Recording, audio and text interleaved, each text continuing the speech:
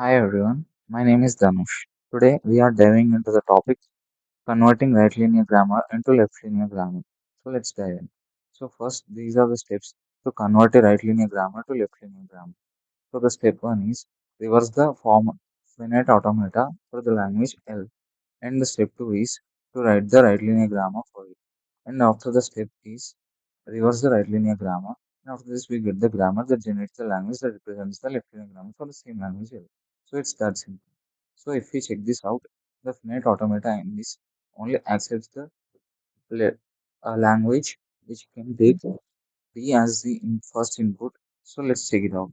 So here, all the terminals are placed in the left first, and the non-terminals are placed in the right. But after reversing this, it changes. Here, it changes into all the terminals are placed in the right. So this is how it is.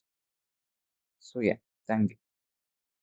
So here we can see that the LLG for the language, which represents all strings that start with B, L equals to B, comma BA, comma BB, BAA, BAB, BBA, BBB. So this satisfies the whole condition.